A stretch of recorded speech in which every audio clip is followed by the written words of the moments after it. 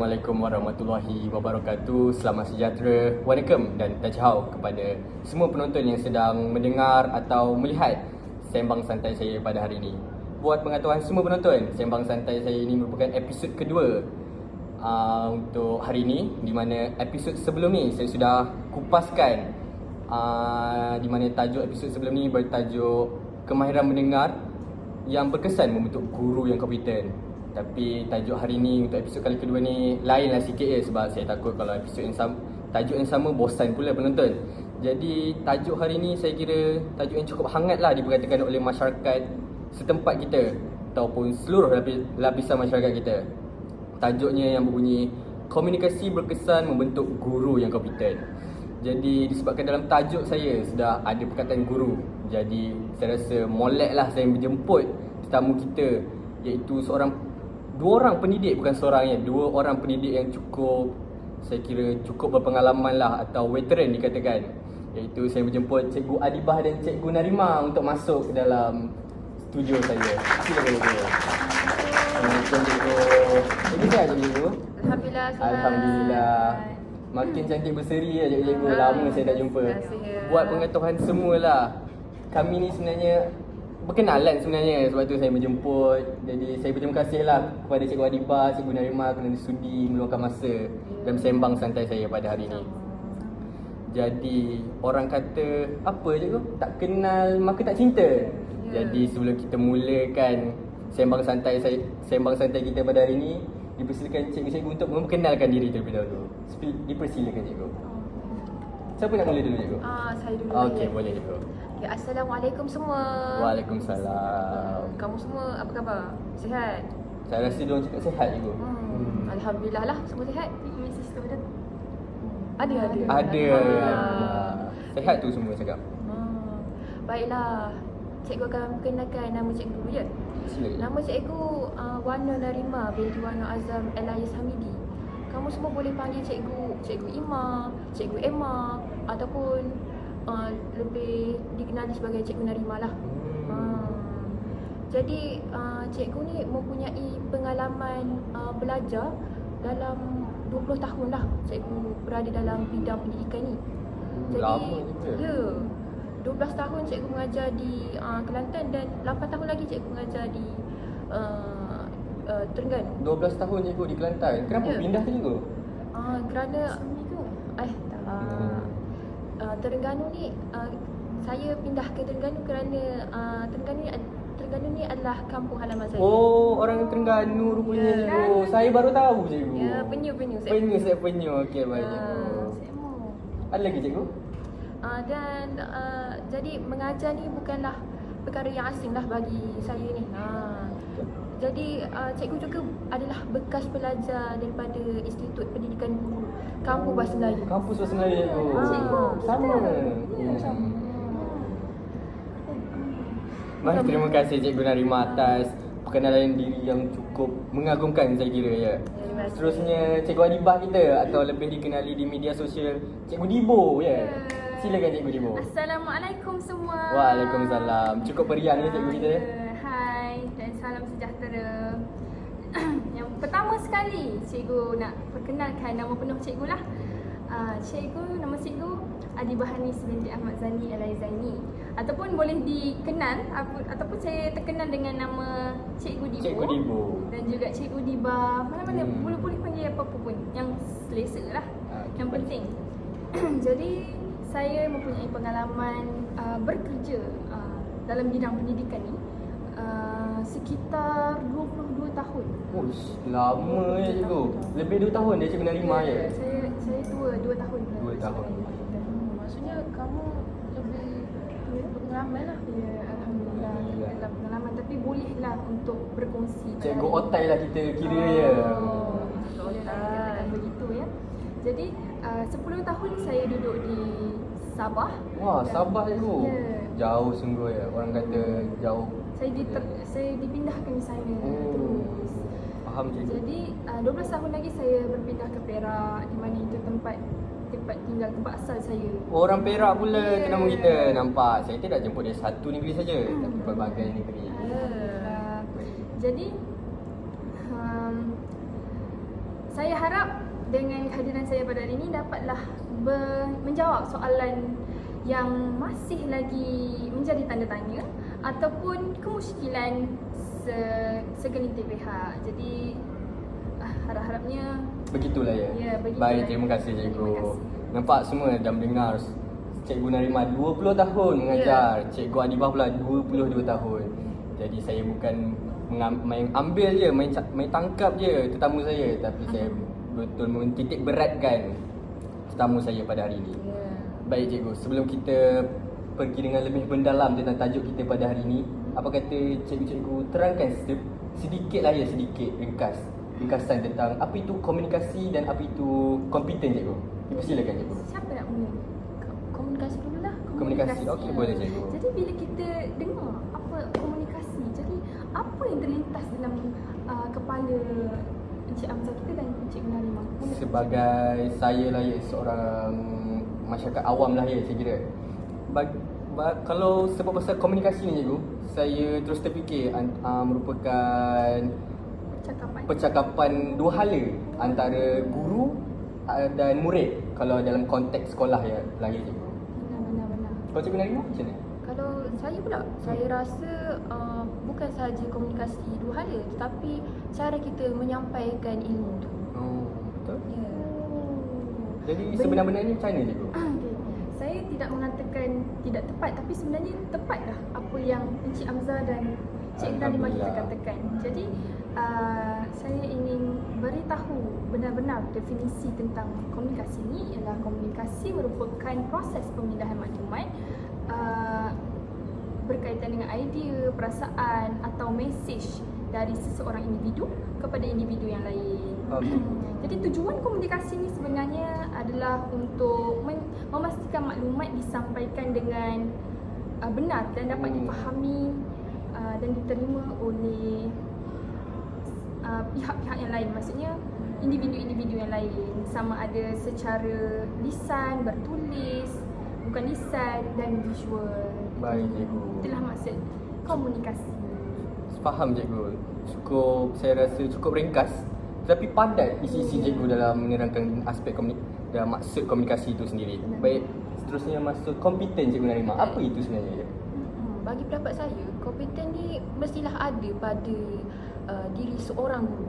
Kerana kompeten ni merujuk kepada seseorang yang memiliki kemampuan ataupun pengetahuan dan keterampilan yang patut ada semasa mengajar. Kerana sifat kompeten ni, kerana guru yang kompeten ni akan dapat membentuk anak-anak murid yang dapat mengembangkan potensi mereka. Faham cikgu. So maka saya rasa selarilah ya perkataan kompeten tu dengan guru yang perlu ada dalam sifat guru-guru. Baik, terima kasih cikgu atas penjelasan yang diberikan. Baik, kita beralih kepada segmen kita yang pertama.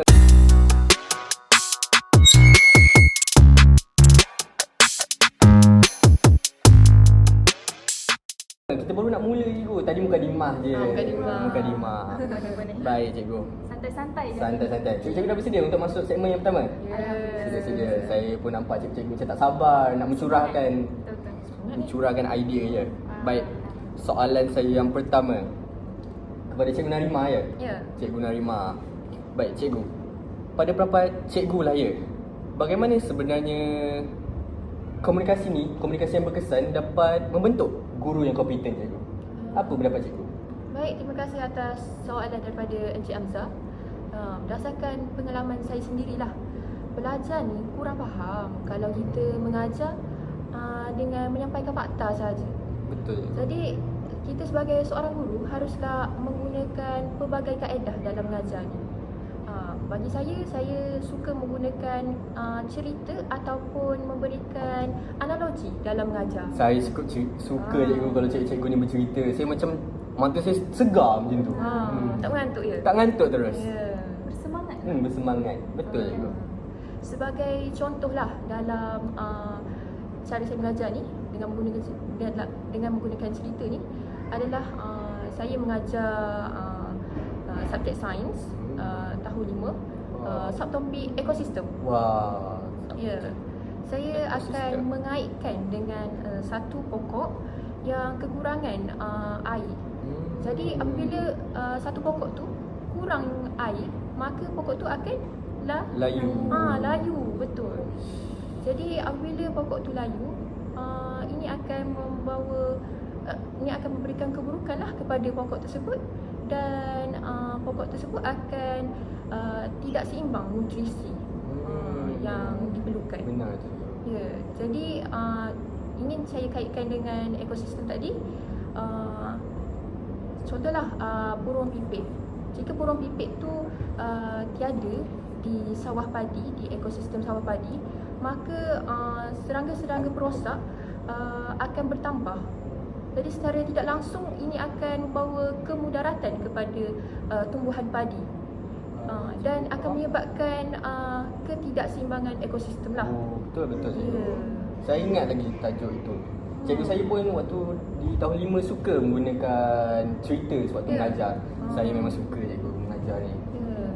Jadi apabila kita menggunakan cerita ataupun memberikan analogi dalam mengajar ni, kita akan murid akan lebih memahami apa yang kita sampaikan, dan secara tidak langsung juga murid akan mengingati dengan lebih mudah apa betul. yang Saya kita sokong. sampaikan itu. Ada lagi cikgu? Jadi itu sajalah Itu daripada saja. saya. Daripada Baik. saya. Terima kasih. Cukup bernaslah ya apa yang disampaikan oleh Cikgu Narima tadi. Tapi apa pula pengalaman Cikgu Adibah dalam teknik menggunakan cerita atau analogi ni dalam pengalaman Cikgu Raya? Pengalaman saya dululah waktu saya sekolah, cikgu-cikgu saya gemar bercerita tentang, macam sebenarnya dia bercerita untuk hilangkan ngantuk kami semua. Dan kadang-kadang kalau macam cikgu asyik mengajar je tentang benda-benda yang macam yalah subjek-subjek tertentu, jadi murid sebenarnya akan ngantuk tak?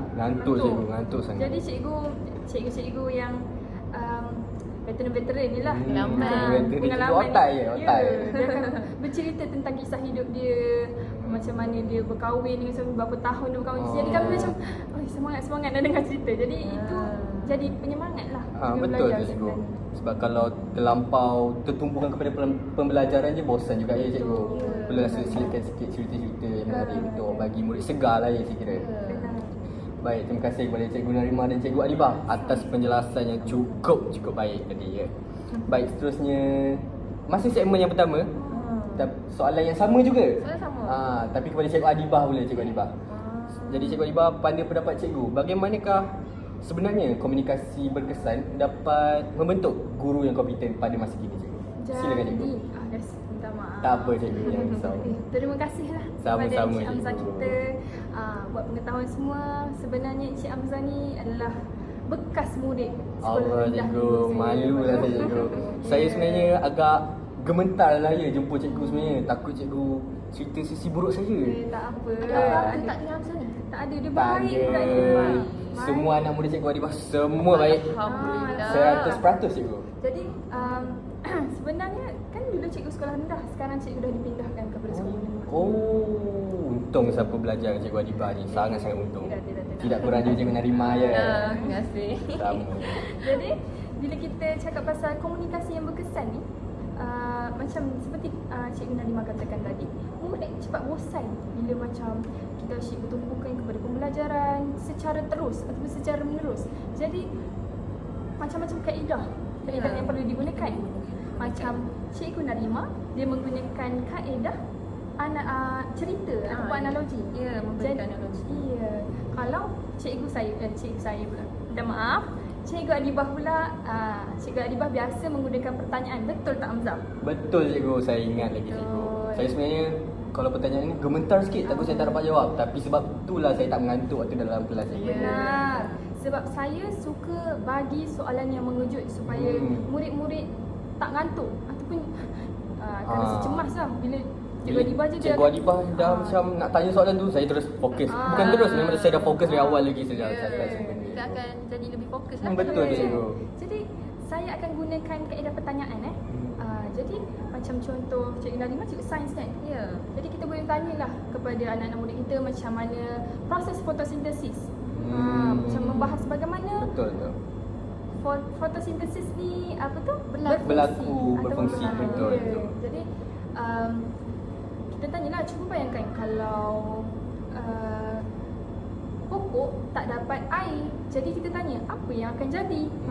Kita tanya, kita mengharapkan maklum balas daripada Betul, cikgu. anak-anak murid kita lah. Jadi mereka akan macam terus dapat, kalau pokok tak dapat air, Mereka akan terus berfikir lagi macam tu. Ya, dia terus akan berfikir. Jadi kenapa berkesan kaedah pertanyaan ni? Saya tanya juga cikgu, kenapa berkesan sebenarnya? Jadi pertanyaan ni sangat berkesan, kaedah pertanyaan ni sangat berkesan kerana ia bukan sekadar meminta murid untuk mengingat fakta, tetapi mengajak mereka berfikir dengan lebih mendalam. Lagi satu, kaedah pertanyaan kita tak boleh tanya macam faham ke tak? Macam faham ke tak tu dia makan cakap ya ataupun tidak. Jadi kita tanya, kita ubah sikit soalan tu macam betul. apa yang awak faham tentang tajuk ni? Faham. Betul. Kita akan suruh dia ceritakan. Kita akan minta dia untuk ceritakan Semula secara apa yang dah dipelajari hari Benar, ini. benar. Okey, faham. Jadi benar, ini kaedah yang sangat merangsangkan, dapat bantu murid untuk lebih mendalami topik-topik tersebut. Selain itu, pertanyaan ni, kaedah pertanyaan dapat merangsang rasa ingin tahu macam saya katakan tadi. Seterusnya, menggalakkan pemikiran yang kritis, di mana murid ni didorong untuk menganalisis, membuat kesimpulan dan mungkin mencipta teori mereka sendiri yang mengembangkan kemahiran pemikiran kritis mereka. Betul. Jadi kita boleh lihatlah kreativiti mereka dalam menjawab soalan. Faham. Jadi yang kedua paling akhir. Kedua paling akhir. Paling akhir. Ini dapat meningkatkan keyakinan murid tersebut. Betul tu, saya Jadi setuju. bila kita lihat, kita tanya soalan dengan contoh, saya tanya soalan dengan Amzah. Bila awak selalu menjawab, awak akan berkeyakinan. Betul cikgu, saya rasa macam lagi-lagi bila saya betulkan jawab cikgu kan. Soalan tu saya rasa macam memang saya lah orangnya. Ya, benar. Bila macam murid tu bila tak jawab soalan dengan benar, dia akan rasa macam aduh aku tak jawab soalan dengan benar ni. Next time masa yang lain saya akan tanya, dia akan jawab, cuba jawab dengan benar. Tapi cikgu, boleh saya tambah sedikit cikgu? Boleh. Bagaimanakah cikgu kawal keadaan bila kalau seorang murid tu tak dapat nak jawab dengan betul dan murid-murid lain gelakkan dia? Bagaimana cikgu kawal keadaan dalam kelas tu ya? Jadi pada saya akan suruh minta mereka untuk senyap terlebih dahulu sebab nak menenangkan keadaan, dan saya akan bagi motivasi kepada murid ni. Macam ni, contoh, awak semua jangan gelakkan dia. Esok lusa awak pula yang kena ni. Jadi mereka akan macam takutlah pula nak ejek-ejek ni. Sebenarnya lah ya, saya tanya soalan tu sebab saya pernah tersalah jawab dan digelakkan. Tapi cikgu wajib buat perkara macam tu lah. Benar. Walaupun keyakinan saya waktu salah tu agak kurang lah ya, keyakinan saya agak terus turun dengan mendadak. Tapi bila cikgu Adibah cakap macam tu, terus saya semangat balik. Saya kurang ingat sebenarnya Tak sebab apa, sudah cikgu. 20 tahun. Inilah contoh yang terbaik yang perlu jadi ikutan. Betul. Dan paling akhir lah saya ingin simpulkan, Baiklah. kita boleh bina kebiasaan bertanya dan berfikir sendiri dalam diri murid-murid tersebut.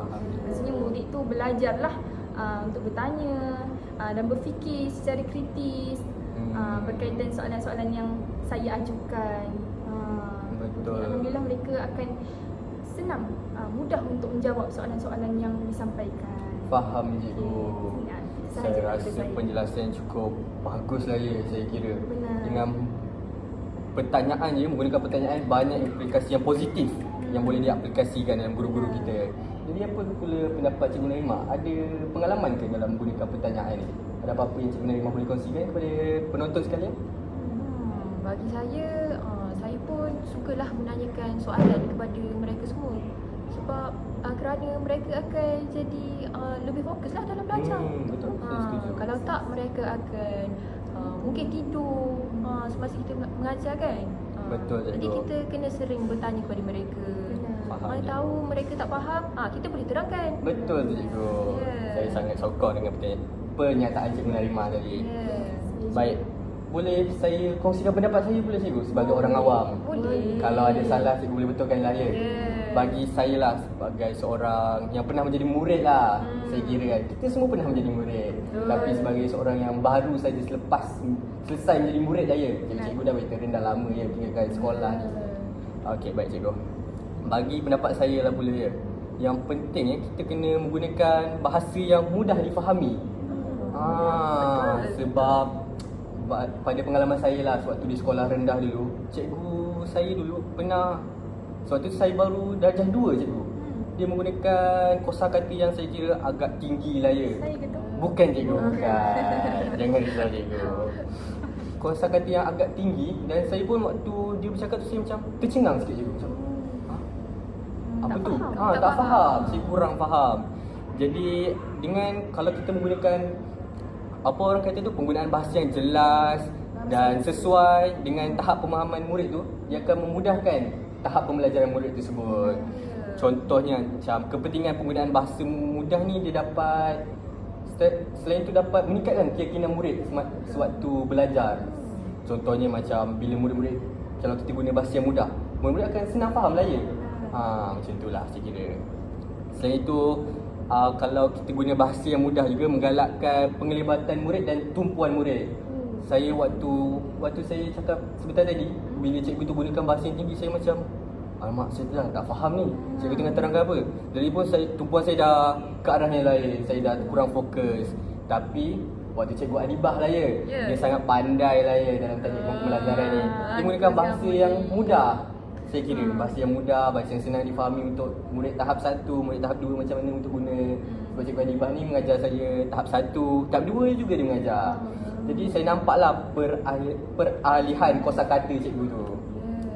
Baik, dengan ni pengajaran akan jadi lebih menarik dan murid-murid akan tak adalah rasa bosan tu, tak ada membuatkan murid lebih cenderung dan akan membuatkan murid lebih cenderung untuk fokus, bertanya, semua tu ya. Mereka tak takut dah. Betul tu cikgu. Mentah untuk jawab soalan. Macam pengalaman saya lah ya. Saya pun ada pengalaman saya, macam anak saya pernah menyuruh lah ya anak saya untuk membuat Kamu dah berkahwin? dah berkahwin cikgu. Berkahwin. Cikgu Adibah jangan buat tak tahu. Saya menjemput kan cikgu Adibah. Lupa, minta maaf. Tak apa cikgu Adibah, faham faktor usia ya? Ya, faktor usia. Baiklah. Contohnya macam saya menyuruh anak saya membuat sesuatu, tapi saya tergunakan kosakata yang sedikit tinggi. Sebab waktu tu anak saya baru umur 5 tahun, baru nak belajar lah ya menggunakan bahasa Melayu ni. Jadi dia pun macam tak tahu, dia tanya, "Baba cakap apa ni?" Macam tu. Saya pun saya pun terangkan dengan guna kosakata untuk sesuai dengan umur anak saya lah ya. Selain tu saya juga ada pengalaman. Waktu tu guru bahasa Melayu saya darjah 3, banyak pengalaman saya. Saya ingat lagi semua benda. Alhamdulillah lah. Alhamdulillah. Waktu tu kami tengah belajar tentang peribahasa. Peribahasa yang mudah je cikgu. Bagai au dan tebing. Tapi sebabkan sekolah saya, bukan sekolah saya lah, kelas saya tu banyak non-Muslim sekali. Dari bukan Islam, daripada bangsa Cina, India yang kurang fasih berbahasa Melayu lah ya. Saya pun waktu tu kurang juga fasih berbahasa Melayu. Tapi bila dengan saya macam kami ni kurang faham macam apa tu, bagaimana bagai au dan tebing tu. Jadi pendekatan yang cikgu bahasa Melayu saya buat waktu dia jadi dia macam dia hubung kaitkan dengan kehidupan seharian kami. Contohnya macam dia menggunakan konsep persahabatan. Macam contoh kita lah ya, seperti au dan tebing, kita kena saling menyokong kalau bersahabat ni. Macam tu lah. Dengan menggunakan apa orang cakap tadi, dengan menggunakan teknik ni, dia sangat memberikan impak yang positif lah kepada kehidupan saya kira. Jadi terdapat beberapa tips lah yang guna saya rasa boleh kongsikan kepada guru-guru yang sedang melihat ni. Contohnya untuk gunakan seperti boleh tiru cikgu bahasa Melayu tadi. Dia hubung kaitkan dengan kehidupan seharian. So dengan secara tak langsung dapat meningkatkan fokus murid, tumpuan murid dan sebagainya. Benar-benar. Baik. Cikgu Adibah dengan Cikgu Narima ni saya nampak sokong pernyataan saya. Ada pengalaman ke tentang menggunakan bahasa yang mudah difahami cikgu? Pengalaman saya banyak pengalaman. Banyak, betul seperti saya mana ingat. Encik Amzah Cuba cakap cikgu tadi. bagi satu lah cikgu. Dengan saya. Saya nak tengok juga cikgu ni ingat ke tidak? Oh, dengan Amzah, cikgu biasa gunakan apa tu? Ingat tak cikgu yang cikgu guna kad imbasan untuk belajar kata adjektif cikgu? Oh, Waktu- ingat. Hai, saya waktu tu macam kata adjektif ni apa ni? Maaf, sebenarnya aku tak ingat. Cikgu tak ingat? Tak apa. Cikgu tak ingat. Saya Maaf. kongsikan lah ya pengalaman saya dengan Cikgu Adibah. Betul. Dia gunakan kata adjektif untuk kad imbasan tu. So waktu tu saya macam kurang faham kata adjektif apa ni. Tapi Cikgu Adibah gunakan kad imbasan tu dengan hubung kaitkan sekali dengan kehidupan seharian. Orang kata dua dalam satu lah ya cikgu terus diri hubung kaitkan. Contohnya macam dia suruh kami beri penjelasan kepada saya apa yang murid-murid nampak tentang Amzah. Dia cakap kelihatan tinggi, kalau murid perempuan cantik, sebegitulah ya. Baik, saya rasa cukup lah ya untuk segmen kita yang pertama ni. Kita masuk pada segmen kita yang kedua.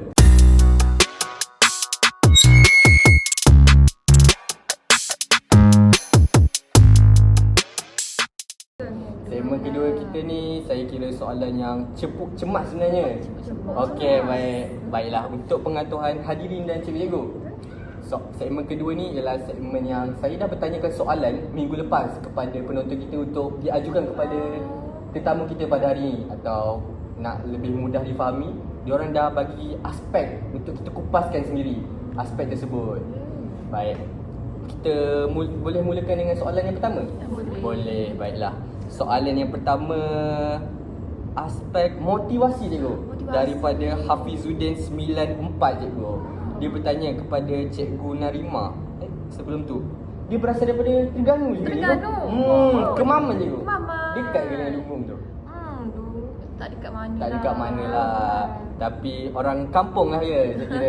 Satu kampung. Daerah lain lah ya. Okey, baiklah. Soalan dia cikgu, bagaimanakah aspek motivasi dalam jiwa seseorang dapat mempengaruhi komunikasi yang berkesan untuk membentuk guru yang kompeten? Soalan yang cukup bagus saya kira tu ya Cikgu Narima. Bagus soalan tu. Silakan Cikgu Narima. Terima kasih atas soalan yang ditujukan. Baiklah, saya akan jawab. Ya. Silakan. Motivasi ni sangat pentinglah dalam mengajar ni. Kerana murid-murid memerlukan motivasi ni untuk belajar. Ya. Contohlah, saya sentiasa akan memberikan hadiah dan pujian kepada anak-anak murid saya. Dengan cara ni saya akan dapat menarik minat-minat murid untuk belajar dengan saya, dan mereka akan teruja lah apabila belajar dengan saya. Sebagai contoh, saya bagi manisan kepada mereka, dan apabila mereka menjawab soalan dengan betul, saya akan memberikan pujian lah kepada mereka. Semangat murid cikgu nanti tu. Sebagai galakan lah untuk mereka. Setuju ni? Mereka akan lebih bersemangat. Cikgu Adibah ni juga suka buat benda macam tu cikgu. Sebab tu waktu kelas Cikgu Adibah saya betul-betul semangat cikgu. Ada lagi cikgu? Itu sajalah. Itu saja. Baik cikgu. Terima kasih. Saya harap dengan penjelasan daripada Cikgu Narima tadi, Hafizuddin tadi, faham lah ya tentang aspek motivasi tu. Baiklah. Seterusnya daripada penonton daripada Indonesia kita menanyakan soalan kepada Cikgu Adibah. Indonesia. Cukup terkenal Cikgu Adibah kita ya. Cikgu global lah saya kira. Terkenal di pesada dunia kita ya. Bagus cikgu ni. Saya rasa bangga je dia anak murid cikgu. Saya baiklah cikgu. Anak-anak murid cikgu kat luar sana bangga tak? Bangga cikgu. Semua cakap bangga cikgu. Mana? Banyak dah. Tu cikgu, Sarah ingat cikgu? Sarah classmate. Sarah Ali. Betul cikgu. Okey, Anak baik. murid kamu. Anak murid saya. Ada juga. Okey, Ada baiklah. Sarah Ada. Sarah Sofina. Saya dah tak ingat banyak dah sebab daripada sekolah rendah ke sekolah menengah dah Betul, ramai sangat. faham cikgu. Tak apa. Minta maaf lah ya. Boleh kita teruskan cikgu? Boleh. Baiklah. Seterusnya soalan dari peminat kita di Indonesia tadi ya. Dia bertanyakan soalan, bagaimanakah aspek materi cikgu dapat mempengaruhi komunikasi seseorang untuk membentuk guru yang kompeten cikgu? Jadi Bagaimana cikgu? Materi. Cuba cikgu terangkan dulu materi itu apa sebenarnya?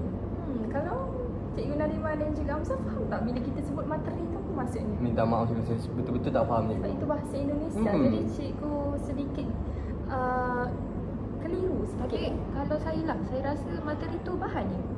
Materi bahan. Sebab saya cikgu bahasa. Benar sekali. Benar. Wah. Benar.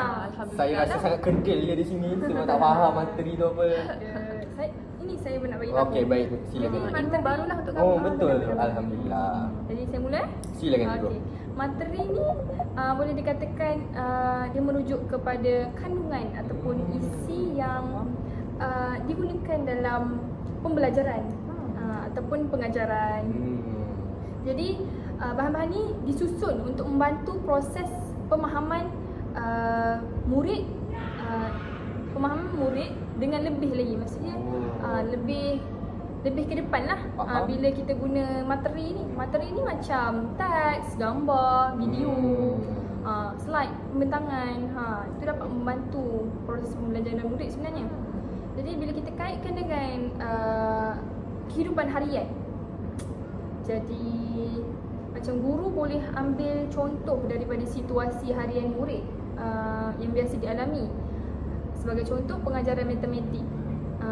Guru seperti kita ni bolehlah mengaitkan konsep peratusan dengan jualan harga diskaun di kedai. So jadi murid macam, kalau peratusan di kedai ni kita selalu tengok, jadi mereka dapat macam imbas kembali lah.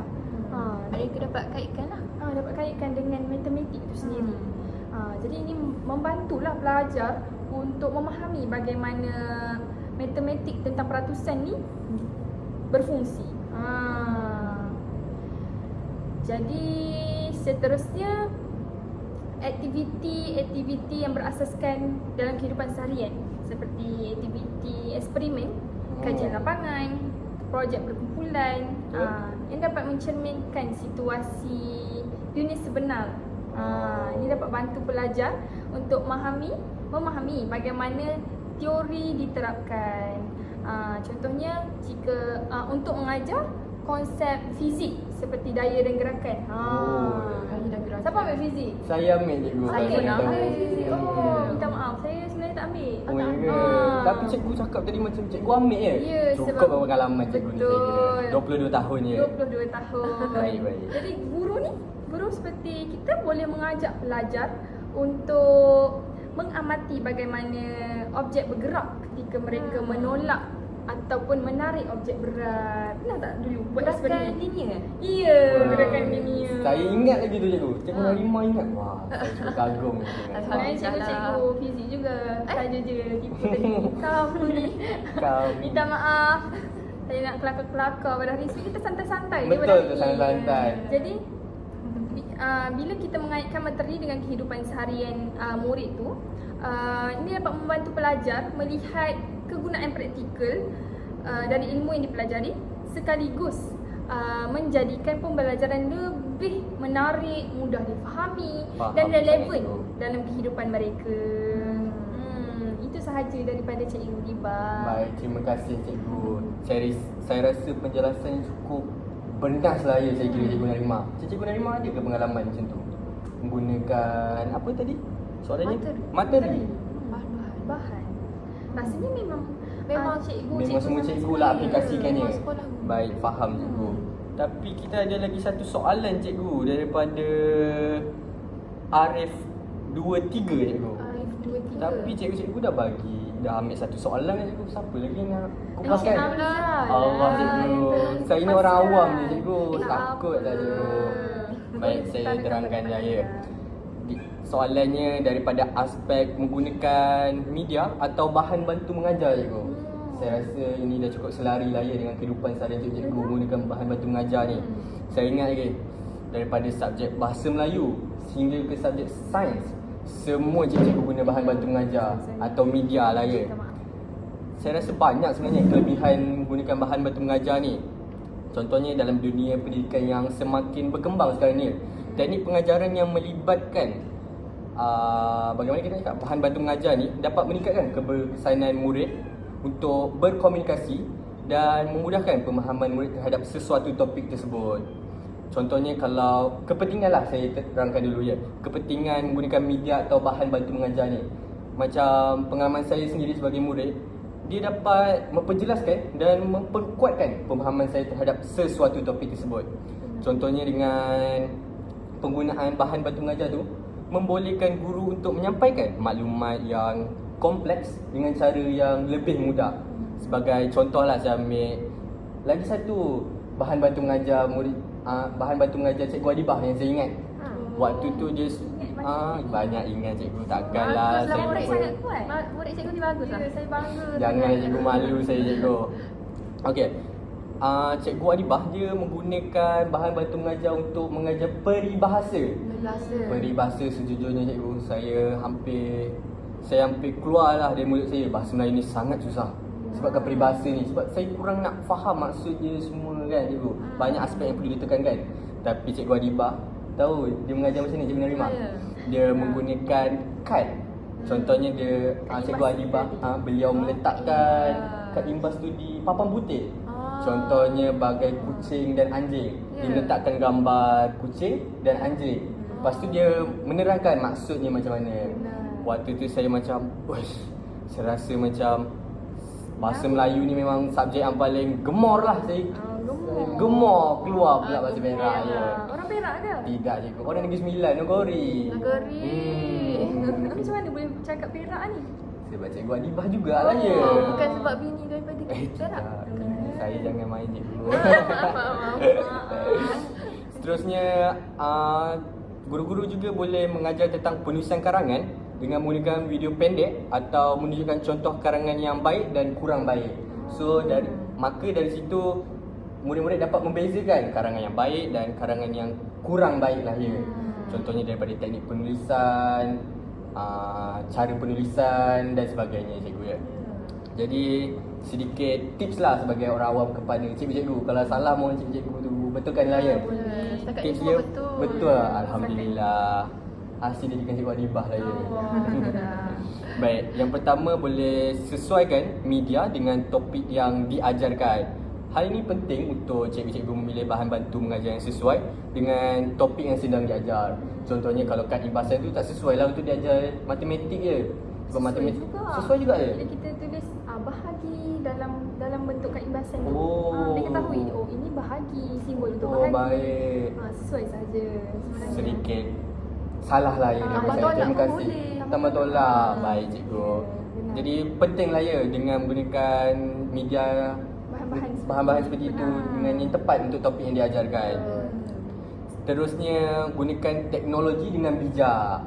Contohnya teknologi moden seperti aplikasi pembelajaran interaktif, video dan animasi boleh memperkayakan pengalaman pembelajaran. Namun penggunaan teknologi perlu dilakukan dengan bijak cikgu ya. Sebab dalam dunia yang serba moden ni macam-macam boleh jadi dengan teknologi ni. So maka kita kena pastikan teknologi yang digunakan menyokong pembelajaran dan tidak mengalihkan perhatian murid. Macam contoh tajuk-tajuk tu, macam bahan teknologi tu kena tak boleh murid-murid macam terus kurang tumpuan. Diorang macam hakikinya untuk belajar tapi diorang macam tu aja je bro. Benar ya.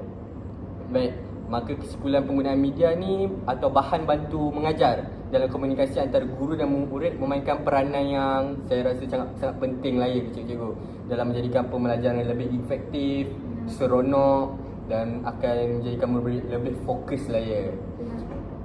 Baik, dengan menggunakan bahan bantu mengajar yang baik, guru dapat meningkatkan keberkesanan komunikasi yang sesuai lah dengan tajuk kita ya, dengan memberikan pengalaman pembelajaran yang lebih baik kepada murid-murid.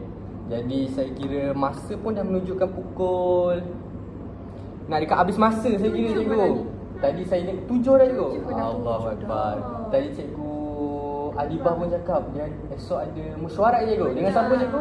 Dengan Menteri Pendidikan. Menteri. Puan Fatina Siddiq. Membincangkan sedikit sebanyak tentang Baik cikgu. keperluan di sekolah. Sampaikan salam saya cikgu kepada menteri kita. InsyaAllah. InsyaAllah. Tak kurang juga dengan Puan Narimah ni. Apa? Dia perlu bertolak pukul 10 malam. Semalam ni. Ya. Esok ada apa tu Cikgu Narimah? Esok saya ada mesyuarat di sekolah. Di sekolah. Tak ingat pula ya. Tak apa lah Cikgu Narimah. Sibuk sangat ni. Banyak Jadi- sangat sekolah saya kena pergi. Baik. Bagi ceramah. Mesyuarat. Jadi saya kira penjelasan yang cukup masam manis dan masinnya Laya. Saya rasa macam tak ada cacat cela pun dalam sembang santai saya kita pada kali ni. Sebab cikgu yang cukup veteran ni, Cikgu Adibah semua ya. Jadi saya ucapkan terima kasih kepada Cikgu Adibah, Cikgu Narimah kerana sudi meluangkan masa bersama saya pada hari ini. Kita berjumpa pada sembang santai yang seterusnya, episod ketiga. Terima kasih semua. Bye bye. Assalamualaikum.